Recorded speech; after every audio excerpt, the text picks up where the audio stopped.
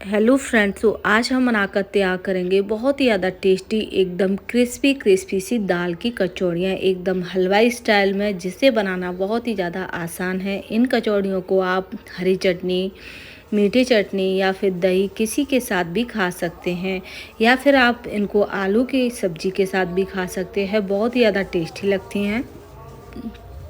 इन कचौड़ियों को आप 2 से 3 दिन तक स्टोर भी कर सकते हैं।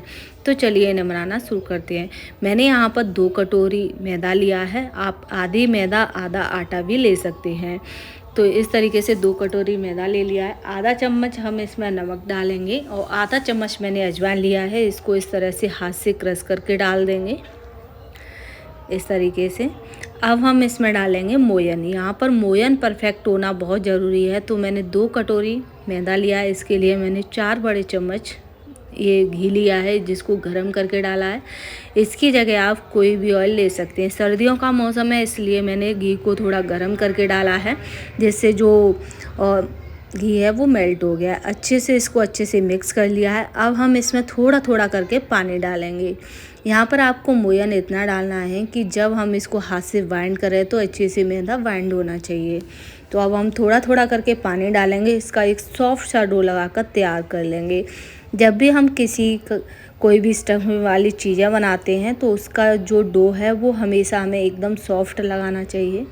तो इस तरीके से मसलते हुए हम इसका डो लगाकर तैयार कर लेंगे।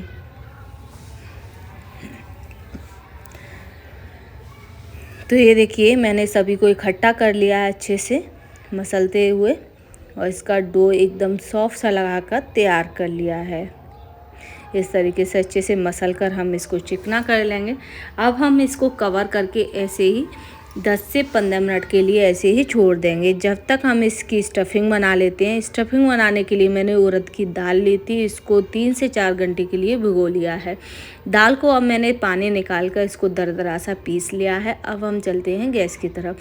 2 चम्मच के करीब मैंने एक पैन लिया है, उसमें 2 चम्मच के करीब ऑयल डाला है। ऑयल को अच्छे से गर्म कर लेंगे। अब मैंने इसमें डाला है आधा चम्मच अजवाइन और 2 चम्मच के करीब मैंने यहाँ पर बेसन डाला है। इससे दाल में बहुत ही अच्छी सी बाइंडिंग आती है। तो इस तरीके से डाल दिया है। बेसन को हम थोड़ा सा भून लेंगे। अब हम इसी के साथ में जो दाल को पीस कर रखा है उसको भी डाल देंगे। तो यहाँ पर हम एक साथ ही सारी दाल को डाल देंगे। तो ये देखिए, इस तरीके से मसलते हुए हम दाल को इसमें अच्छे से मिक्स कर लेंगे। इस तरह से दाल को अच्छे से मिक्स कर लेना है। इसको थोड़ा सा भून लेना है इस तरीके से। कलछी से हम इस तरह से करते जाएंगे तो दाल हमारी अच्छे से इसमें मिक्स हो जाएगी और भुन भी जाएगी। हमें यहाँ पर दाल को ज़्यादा भूनना नहीं है। तो अब मैंने यहाँ पर 2 चम्मच के करीब सौंफ लिया है। सौंफ का फ्लेवर इस दाल में बहुत ही अच्छा आता है। आधा चम्मच लाल मिर्च का पाउडर, आधा चम्मच धनिया पाउडर, टेस्ट के अकॉर्डिंग नमक डालेंगे और थोड़ी सी मैंने यहाँ पर हींग डाली है। बहुत ही बेसिक से मसाले जो हम किचन में डेली यूज करते हैं, उन्हीं मसालों से हम इसको बनाकर तैयार कर रहे हैं। बहुत ही ज़्यादा टेस्टी बनती है। आप एक बार इसे ज़रूर ट्राई करें। तो इस तरीके से हम मिलाते हुए इसको मिक्स कर लेंगे। यहाँ पर हमें दाल का कोई भी कलर चेंज नहीं करना है, थोड़ा सा ही इस तरीके से भून लेंगे। ऐसा मानो कि जैसे हम मसालों को अच्छे से मिला लेंगे। तो इस तरीके से अच्छे से मसालों को मिला लेना है इस तरीके से। और गैस का फ्लेम बिल्कुल लो रखना है। लो फ्लेम पर ही हम इस प्रोसेस को कर तैयार करेंगे। तो ये दाल को ठंडा करके मैंने इस तरह से पेड़े बना लिए हैं। यहाँ पर आटा भी हमारा अच्छे से सेट हो गया है। तो अब हम इससे छोटी छोटी सी लोइयाँ तोड़ लेंगे। ये देखिए, इस तरीके से छोटी छोटी सी लोइयाँ तोड़ लेंगे। तो अब हम इस तरीके से लेंगे। तो एक लोई को हम हाथ से उंगलियों से इस तरीके से फैला लेंगे, जिससे जो स्टफिंग है वो अच्छे से इसमें स्टफ कर दें।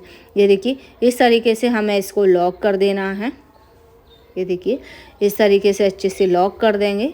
और इस तरीके से लॉक करने के बाद अब हम इसको इसी तरह से सभी कचौड़ियों को बनाकर तैयार कर लेंगे। हाथ से पहले थोड़ा सा फैलाने के बाद जो स्टफिंग के हमने गोले बना कर रखे हैं तो उनको हम इसमें स्टफ़ करेंगे। बिल्कुल भी फटती नहीं है।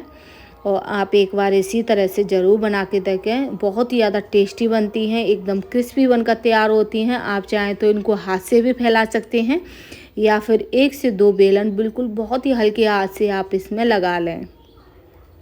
इस तरीके से मैंने यहाँ पर 2 बेलन इसको लगा लिए हैं, तो अच्छे से ये चौड़ी भी हो गई हैं अच्छे से, और जो स्टफिंग है वो चारों तरफ फैल जाती है।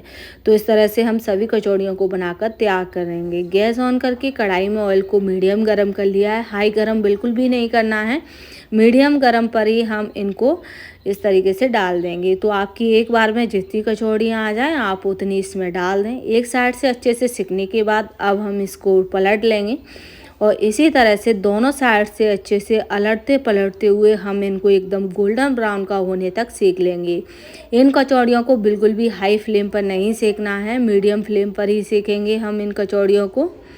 तो इसी तरह से दोनों साइड से अच्छे से सेक कर तैयार कर लेंगे। तो एकदम क्रिस्पी, जितना आप इनको लो फ्लेम पे सेकोगे उतनी ही ये क्रिस्पी रहती हैं और एकदम क्रिस्पी बनकर तैयार होती हैं। तो हमारी कचौड़ियाँ सेक कर तैयार हो गई हैं, तो इनको एक प्लेट में निकाल लेंगे। ये देखिए कितनी टेस्टी सी लग रही हैं देखने में, एकदम क्रिस्पी सी।